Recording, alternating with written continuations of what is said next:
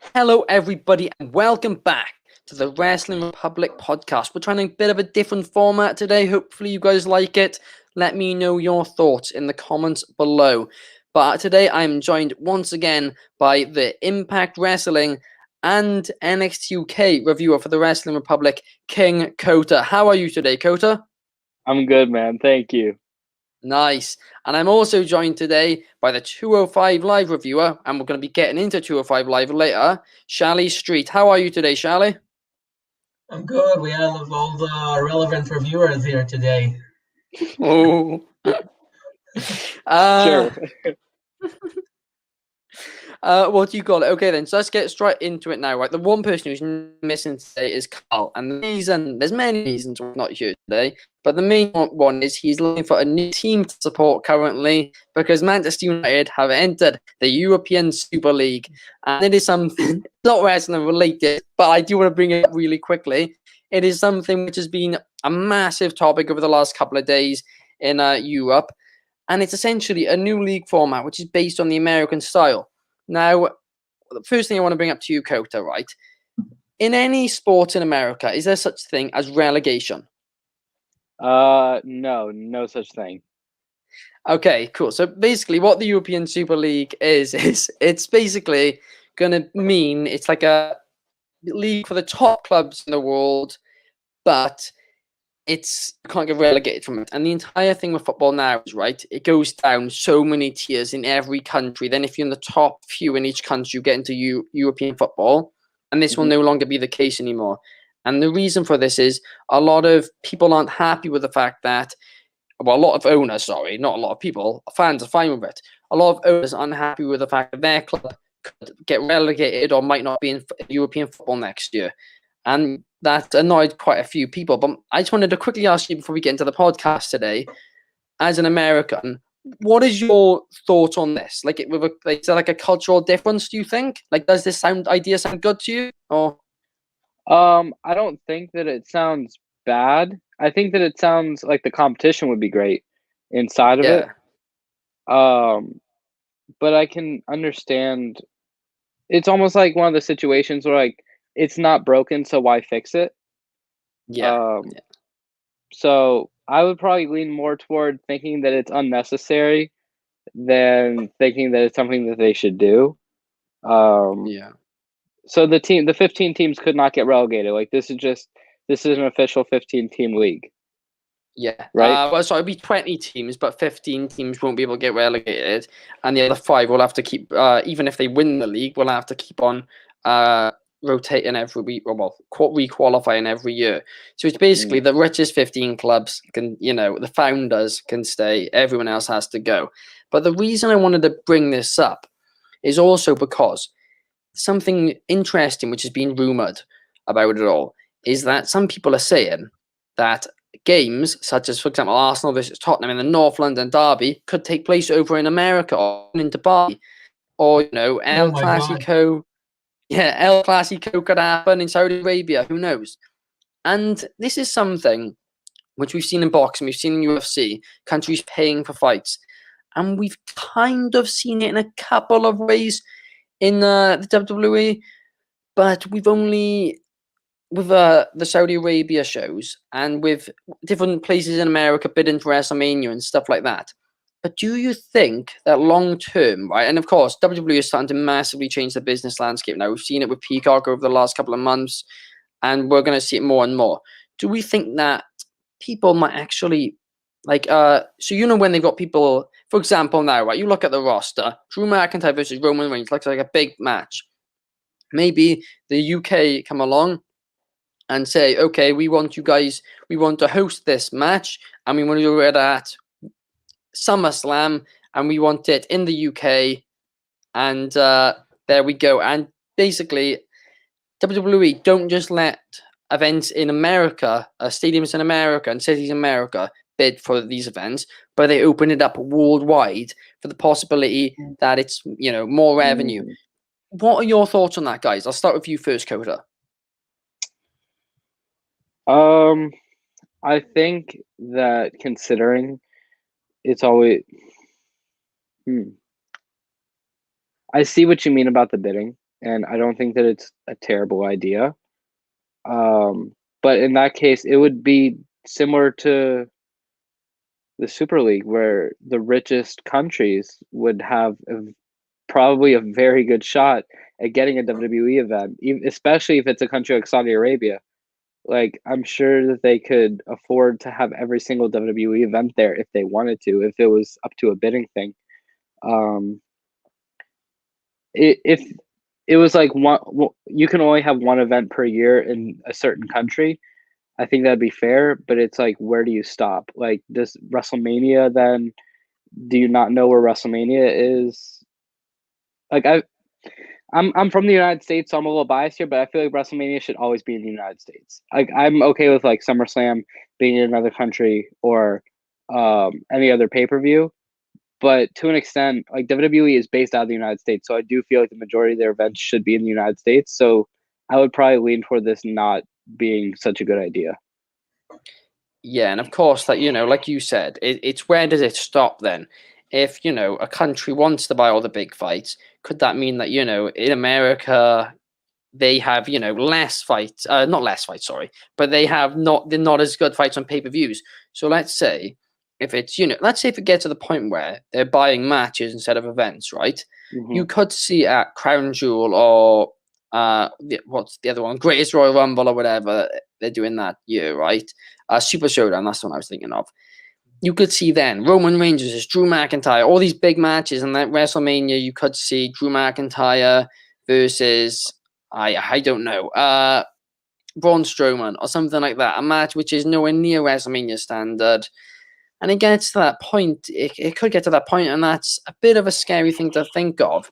But things are changing, and they're changing very, very quickly, and people are realizing that internationally there's a lot more money. What do you think, Shali?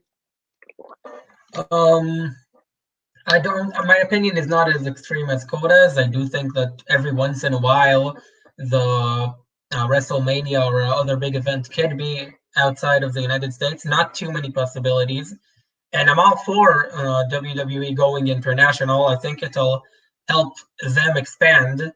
Because, for example, here in Israel, where I live, wrestling isn't that big. And a big reason is that WWE went here about once in the ever.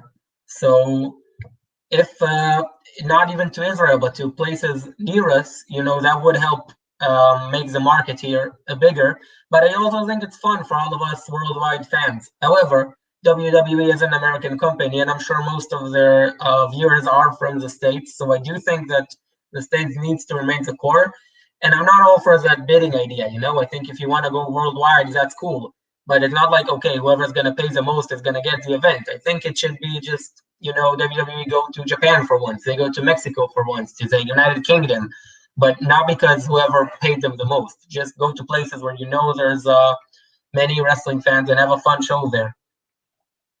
Yeah, and it's going to be really interesting over the next couple of years to see how things change in the wrestling. Well, not just the wrestling business, but you've seen it now in football, and football is a very, very traditional thing. And as soon as it's happening in that, you know that, okay, stuff's changing around the world. Things are changing. And it's going to be interesting to see its effects on wrestling. It's going to be interesting to see its effects on everything. And the fact that companies lost a lot of money during the pandemic undoubtedly increases all of that. But the next thing that I really wanted to quickly get into was more directed at you, Shali, more than anybody. But we'll go around. You're the Costa 205 Live reviewer for the wrestling public, and I wanted to ask you today, right? 205 Live. Most people, it's every time we post your review every week, there's at least one comment saying, "Oh, I didn't know 205 Live was still a thing," right? And essentially, it's gotten to the point now where it's not just the cruiserweight division of NXT. It is the cruiserweight division of NXT without the cruiserweight title. So it's almost become like a secondary NXT brand, and they're about, any time now, to announce an actual secondary NXT brand. So then does it become the third brand in NXT? Does it become the main event, essentially? The Superstars show, whatever, of NXT. And that's just, it's interesting to me about what exactly what could they do? Do you think that they could save the brand in any way, or do you think that it really is just essentially done now and dusted? Yeah. So could they save the brand? They could. All they need to do is advertise it every once in a while. I don't remember the last time I saw a 205 commercial on any WWE program. As we said, the cruiserweight champion, I think Santos Escobar throughout his whole reign appeared on 205 once, and he wasn't even in a match. He watched Legado from ringside, and that was during one of the lockdowns in the States, before even the Thunderdome was a thing. That was a long time ago. I think, like you said, it is a problem that the cruiserweight champion isn't there, but I don't think it's even the main problem. I think there are two main issues for 205 Live. Firstly, it's a 30-minute show. There's never going to be an amazing match on a 30-minute show unless it's the only match. So essentially, every episode on 205 Live, we had two 10 to 15-minute matches, which are always fine. 205 Live has consistently put on average to good shows, but there's a limit to what you can do in 10 minutes. So it's very rare to have a match on 205 Live, which I'd absolutely suggest to someone to go out of the way to watch, as is seen on the reviews I write for the page, of course. And the second issue is it's not relevant to the state of the cruiserweight division. What I mean by that is the show is still after SmackDown. There is no cruiserweight action on SmackDown. The show is in NXT. Why not have it after NXT, before NXT? Why not advertise 205 Live as seeing the next generation of cruiserweight superstars fight it out, just like as a bonus before or after NXT, for people to get hyped before or after the show, for the hardcore fans who love the cruiserweight action and want to see an extra hour of cruiserweight fighting. Then you don't even need the cruiserweight champion. You just need a couple of young wrestlers, which are good wrestlers and are not being used, maybe recently signed, like August Gray has really shown what a talented wrestler he is on 205 Live, and he's not been getting that stage to show that elsewhere. He might show that later on, but the first people to see how good August Gray is are the people who watch them on 205 Live. But they don't know 205 Live exists, and even if they do, they think it's boring because at 30 minutes, it's not relevant to the product which it is after, which is SmackDown, and it's not being advertised at all. Yeah, that is a really good point. It's after SmackDown, it's an NXT brand, and neither show's promoting it, right? So is it the main roster? Is it NXT? And of course, it actually is NXT, but it's, it could be used as a really good showcase, like you're saying. But, maybe they could extend it a bit longer. Maybe they could have separate tapings, perhaps, I was thinking, where they, and this is probably a bit of a post-pandemic thing, because now you could just do it right after the show. I know it's fine, right? But they could do it like they did for NXT before, right? Like a 35 to 50 minutes into some week's show, and do like a set of tapings in one go, right? Like in maybe Full Sail or whatever, and then have that air every week and promote it on NXT. On NXT, have, where they show the matches for next week or whatever. NXT don't tend to do that, but like AEW do, show the matches for 205 Live afterwards. Say, oh, you want to see the next generation of superstars like you refer to? Watch 205 Live. What's your thoughts on it, Kota? So I don't think that I don't think a 205 is beyond repair. I do think that a big thing about it is the lack of name/star power. Even back in 2017, 2018, they had big names like Mustafa Ali, Buddy Murphy, who and I think it helped that they were on Raw a lot because more people got to see them. And I liked how they used to advertise it. I forgot exactly how they did it, but it was like the most exciting hour of TV every week. And I feel like advertising is a big part of it, a big part of a reason why it's not popular. I've only watched one episode of 205 Live since Tony Nese has been champion, and that was the week that Candice and Indy moved on in the Mae Young Classic. The Dusty Classic. And the show wasn't bad, but I agree with Shali about the fact that 30 minutes just isn't enough. The shows used to be 45 minutes to an hour. And you can't even say that the crowd, like, that they're missing the crowd, because a lot of times on 205, the crowd sucked. Like, they were terrible. So I don't think that they're missing the crowd so much. I just think that they're missing the time. And not that August Gray, Arya Davari, whoever else, Ashanti the Adonis, not that they're not good, but they don't have the name quality that Cedric Alexander, Mustafa Ali, Grand Ali, Kalisto, that they had, that they made the brand feel important to begin with. And a lot of it could have been because they were on Raw originally, but even once they got off, still doing really good. Like, it was still quality wrestling every single week. And yeah, I would say the main thing would be time. I think they need to give it more time because of NXT. I watch NXT UK. I'm one of the only people I know that watches it weekly, and I know that I wouldn't even watch it if it was 30 minutes. There's no, I mean, I don't really find much point in watching a 30-minute wrestling show. So I agree about the time thing for sure. Yeah, and it's interesting. Like you mentioned how the brand was before, right? And like at one point, Cedric Alexander, Mustafa Ali, Buddy Murphy, they were just putting on wrestling clinics every week. It was just absolutely phenomenal. I mean, but I'm going to be honest, even back then I was watched like once every 2 months, right? And every time I watched it, I was like, why don't I watch this show more? It's one of the better shows, but even then it was barely promoted. Online, it had barely any interest. And I feel like that's just something, it's just been disappointing because the show had so much potential. And cruiserweights are just, criminally underused in WWE. That's been the case for years and years and years. And it's just sad that this could have been the chance to revive a lot of them. And at first it kind of was, but it died quickly. But it didn't even die. The brand actually, when it, got less popular at the beginning of the brand, right, 6 months in, the show actually got better then. And it got really good. But it was just the fact that WWE, it wasn't necessarily that fans got bored of it. It was more so that, backstage in WWE, they seemingly got bored of it. And it's just disappointing. They could have made this almost like a third brand, the most exciting hour in sports entertainment, as, they used to say. They could have done, anything with it. And it was just disappointing that they didn't. And Jake's saying here, they aren't even fighting for anything when the Cruiserweight champion isn't on the show. And yeah, that's exactly right. There's nothing to fight for now. I mean, Mansoor's on like what, a 45 match win streak? Something like that, yeah. And he hasn't even gotten a shot at the champion. Oh god. That proves it, right? And I mean, it's weird that he's never on NXT, yet he's every week on 205. And he's got, as you said, a 45 win streak.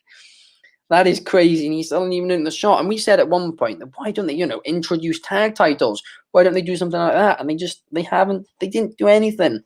And it's just really, really disappointing to see.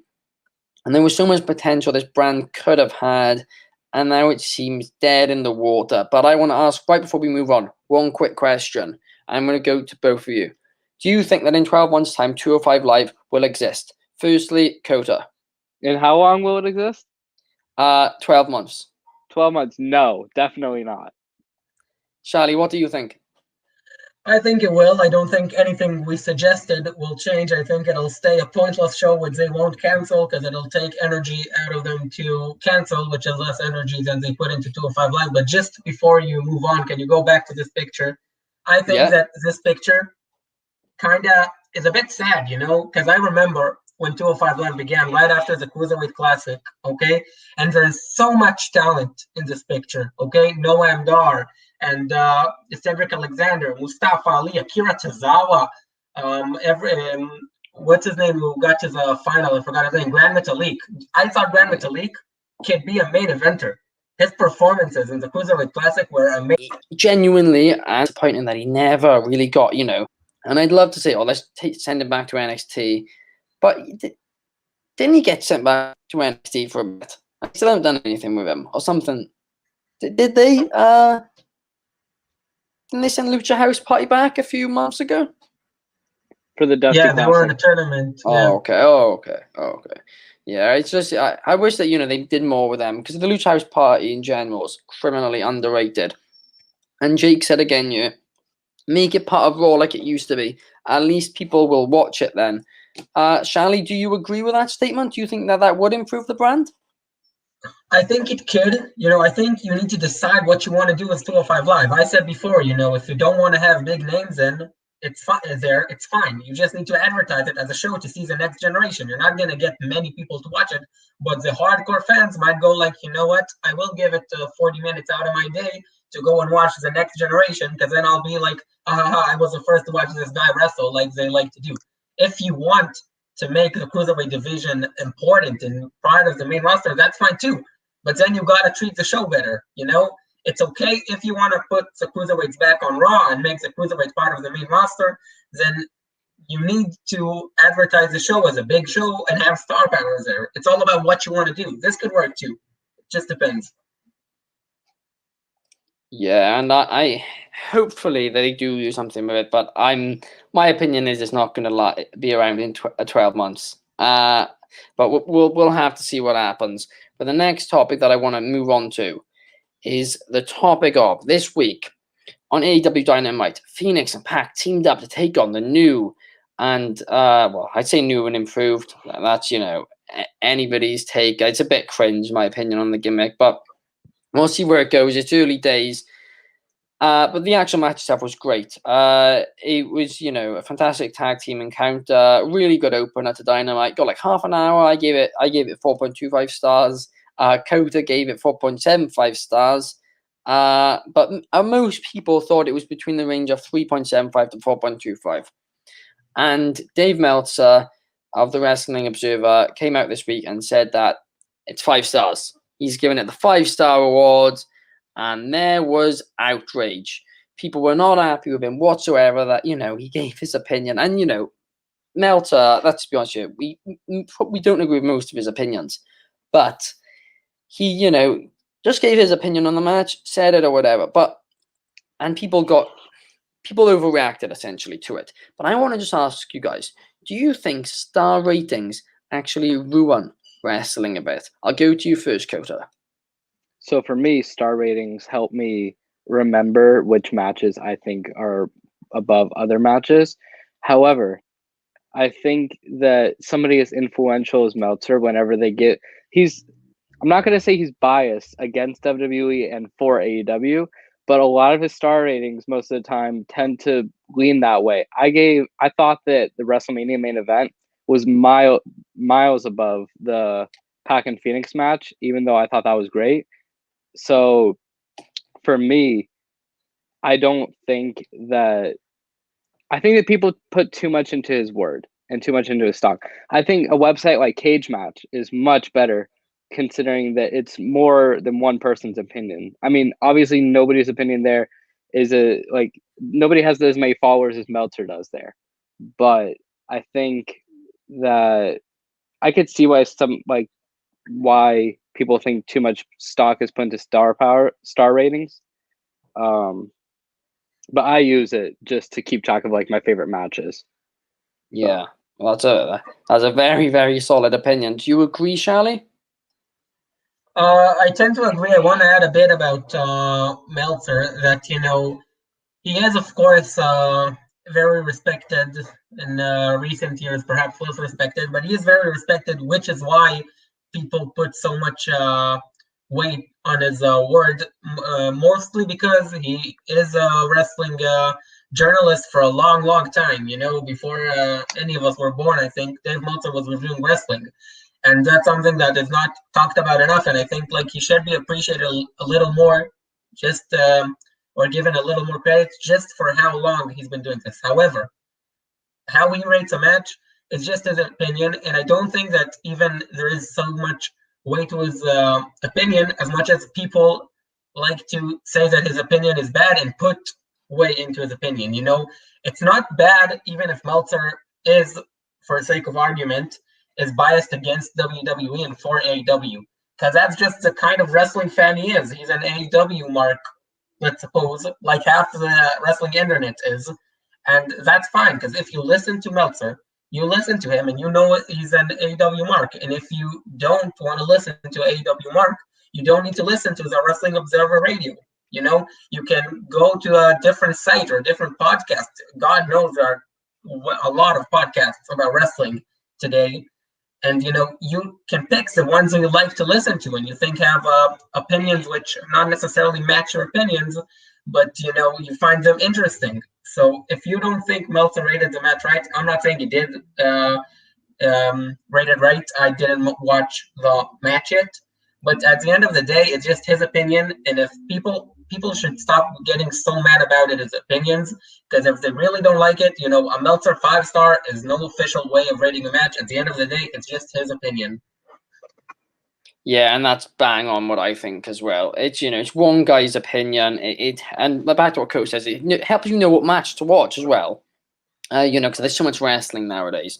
It helps, you know, determine the bad from the good. And there's, you know, there's just a ridiculous amount of wrestling these days, and that's why I do like it. But like you said, Coach, as well, but Cage Match, that's a lot of people's opinions. And yes, that website, if I'm honest, is quite toxic. It's still, you know, it's a lot of people's opinions, and that's great. And Jake's here, once again, joined the debate, and I said, they don't ruin wrestling for me, but I don't see why so many people get annoyed about one guy's opinion. Star ratings aren't official ratings for a match, and that's bang on. That's basically what you said, Shali, as well. Exactly. Yep. And yeah, I agree 110% with that. And yeah, Carl's actually just joined the stream, our normal co-host, and said, "My question: why am I banned?" Well, I'll tell you what, Carl. Right, when your team leaves the Super League, you'll be allowed back. No, I said I'm an Arsenal fan. We're also in there, but no. Carl will hopefully be back next week. But yeah, next thing I wanted to talk about today, right, is that a lot of us last week, Kota, you were on the podcast last week with me and Carl, and we discussed the fact that Cesaro was, you know, beat Rollins, and I was saying I really hope they move on from this feud for the time, and he can't face Roman this week. And what happened? Bang on that. But what also happened in the main event, Cesaro faced Jey Uso, was going, you know, well and everything. They built Roman with Cesaro all night. They built it well. Seth Rollins comes in, ruins it all. It annoyed me. It annoyed me a lot. I felt like that feud had a lot of potential, and they probably will still do it. But I feel like they should have just left Rollins out of it for a couple more weeks. And then after that, Cesaro could go back to Rollins, or they could insert Rollins in. But to do it as quickly as they did, I just felt it was a bit unnecessary. What do you think, Cohen? So I would like a situation where, and this could protect Cesaro very much. I'd like a situation similar to WrestleMania 30. Cesaro, the first match of the night is Rollins against Cesaro, and the winner goes on to face Reigns in the main event of the pay-per-view. So it still keeps like the WrestleMania rematch thing going with WrestleMania Backlash, and you could have Cesaro win, and that could totally protect Roman and Cesaro later on. Seth Rollins could beat up Cesaro after the match. Maybe his weird forearm thing that he does to the back of the head, he could ruin Cesaro's neck, causing Reigns to get the guillotine on him easier or whatever. And then Cesaro could get similar to Dana Bryan, he could get another shot at Money in the Bank. And I don't hate it. I don't hate that they're keeping the feud going. I think that it's good that they have something for Seth. I could understand why you wouldn't like it, though, considering that Cesaro seemingly deserves to move up. But if this is the way they're going to do it and they do my idea, I don't think that it's bad at all. But if they do a different idea and they just have Cesaro go back to Seth and have Roman have nobody for now, then I'm not a fan of that. Yeah, if they actually do your idea, I'm suddenly not opposed to that idea at all. As yeah, that could actually be really good. And I think a lot of people would have a bit of an issue with it. I still think that would be good. It would protect Cesaro, maybe lead to, you know, a second match at Money in the Bank between the two, or, you know, something like that. But I mean, I don't want to see, the one thing I don't want to see is Roman Reigns and this Seth Rollins feud. As one, I'm done with wanting to see the Shield face each other for at least another year, at least, because it was so overdone. And I like the fact that they've been kept away from each other for a few years now, since John Moxley left. So I'd be all for that as long as it doesn't lead to a Rollins versus Reigns style feud.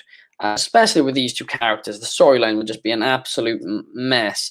And P.S., who sometimes comes on and does the podcast with us, the MMA reviewer for the Wrestling Republic, has just come on here and said that he wants to see Pat McAfee versus Roman Reigns at SummerSlam. Would any of you guys be opposed to that? Carl would be. Yes. So you guys think Carl's not you? I think it'd be fantastic. I would be very much down for that. Yeah, I think that match would actually be a banger. But what do you call it? Pat McAfee said that he's not changed shape for a match right now, which is the actual reason why he left. Okay, what did you think, Shali, of the continuation of the Cesaro and Seth Rollins feud? Yeah, just quickly before that, just ending about Pat McAfee. It was so cute how excited he got when he stood up during a commentary on SmackDown. He's just a fan like all of us. I loved it.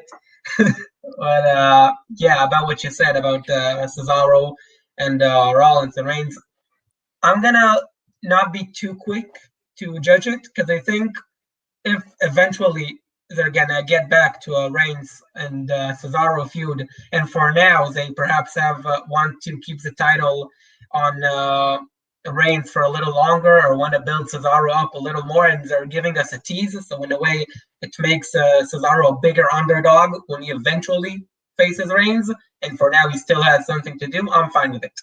If it's just a way to tease us, because most of us hardcore wrestling fans, we want Cesaro to face Reigns, and if it's just a way to tease us and then be like, nah, that's not gonna happen, and we're gonna find it out in a couple of months, then I'll be annoyed. But for now, it can be a tease to make Cesaro an even bigger underdog down the road when he even manages to face Roman Reigns. You know, he first was against Rollins and the odds were against him. Then he finally managed to pick up a feud with Roman Reigns, but Rollins ruined it for him. Perhaps, you know, more things could happen. Maybe he has a match with Roman Reigns at next pay-per-view after Money in the Bank, it would be, or Backlash, I'm sorry, but a Money in the Bank, maybe has a match against Roman Reigns and Jey Uso takes him out, you know? This could be the beginning of a huge Cesaro underdog storyline. So I'm not too quick to judge it, but if all of this will be pointless and we'll never get Cesaro versus Reigns, then I'll be pissed in hindsight. Yeah, and I mean, if they really, you know, if the thing about Cesaro pushes his age, it's entirely possible, and for his age, I genuinely don't know if there's ever been as good as an athlete for Cesaro's age now, because he's like 41 or 42, isn't he? And I don't know if they could, if they're up for doing a big babyface push at this point in his career. Maybe they would be. Maybe they do want to give him a one title reign, and if so, that would be fantastic. He deserves it so much. But I'm not certain if I can see it happening at this time, really. But I would absolutely love it to happen if they did do that. So the next thing, the final thing I wanted to get into today, right, is not actually, this is going to be a controversial one off the bat, and it's undoubtedly a bit too early to tell, but I still wanted to just touch on it, right, because people are talking about it. And that is that AEW got 1.3 million viewers this past week when it ran unopposed to NXT. And the reason that this is a big... NXT also did how many? I think 800k NXT did. A really, really strong number, which is great. But the concern with AEW is that Raw in recent times has been getting 1.7, 1.8 million views, which means that it's the numbers which it's essentially grown from NXT leaving, they're less than that away from catching up Raw, which of course it's not WWE's flagship show anymore, but it's the longest whatever they say, longest running TV show in history, and it's, you know, realistically is always going to be somewhat the flagship show of WWE, even if it's not the one with a lot of money into it. And Aaron Sure said that, is it just me or does NXT not look great this week? And that's actually, you know, an interesting point. You know, can NXT, how's NXT going to do with on its own night now? Will it continue the hype or whatever now that they're not trying to counterbuck every week? I think hopefully it should do fine. But what do you think, Oda? Do you think WWE should be worried about this? I don't think that WWE should be worried at all. AEW will never pass WWE in terms of like, I have so many friends that know what WWE is. Even if they don't follow, they don't know a single person that's on the roster right now. They know what WWE is because WWE has been around for years and years. I would say maybe 3% of my friends could tell me what AEW even is if I just said what's AEW, not like ask them what wrestling is. So I don't think the WWE should be worried at all. Even the number that they got, 1.3. I mean, in the big scheme of things, that's a low number. WWE with Raw's ratings may suck right now, but they're still at the top for Monday nights. Like, they're in the top 3 for cable providers. So I don't think that it's that big a deal that they're closing in on Raw's ratings. And even with that, I don't think AEW can keep up those ratings for very long. I think that they're going to drop below 1 million within the next month. Yeah, if that does happen, that will instantly kill all the hype behind it. But yeah, that's the other thing. NXT got not NXT, sorry. AEW got second in the ratings on Wednesday night, while Raw came third on Monday night, and that's not a fair test whatsoever, right? More shows might be on the Monday, less on the Wednesday, whatever. But I don't know, I forgot who's reported it now. I believe it was Dave Meltzer said that as of last week, WWE were not scared of AEW at all, right? But when that viewing figure came out last Wednesday, everything changed, and they got a bit worried about it. Do you think that they should be worried about it at all, Shali? Firstly, I disagree with Meltzer here. You know, I think that WWE is a serious company at the end of the day. If they decided that NXT will move a day, they probably ran the risk and they had some knowledge that we don't know. But they ran surveys, they did everything a business company does before making a big business decision, as they should, you know. So saying that they didn't expect it would be a bit weird to me because they're a big company and they probably tested the water before making that big decision, and it is a big decision. I think what Coda said is a very good point. Even in Israel, when I don't know if I have any friend that I know, like a close friend that watches WWE, but most of my close friends or people I know in general know what WWE is. If not, they know what WWF is, because WWF was big here back in the day when it Attitude Era. People liked it in Israel a lot. Since then, it has died down, but people still have a general perception of what the company is. No one knows what AEW is, you know, and they have some big names, you know, they have some celebrities coming through, but it'll take AEW at least a decade to be really head to head in WWE. If AEW continue to put up such big numbers, should WWE be scared? The best answer is maybe, you know, because we're not businessmen, none of us, and if AEW continue to take shots at WWE and WWE continue to absolutely ignore AEW, essentially that'll just make WWE a bigger company. WWE have been taking massive W's in the war against AEW, in my opinion, and I'm sorry to every AEW mark listening, because they've just made AEW seem like a lesser company. They have people from AEW get interviewed on the network because they just don't care, or that's the perception that they give us.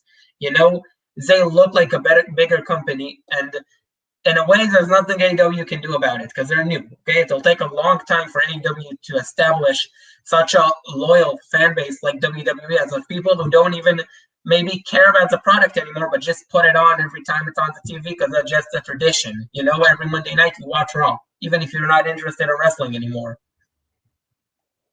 Yeah, I think that is a very, very good point there as well. Like, if, you know, the number shouldn't particularly scare them at all. But long term, as you said, like in a decade, that's right. Like what you said, people don't know what AEW is, right?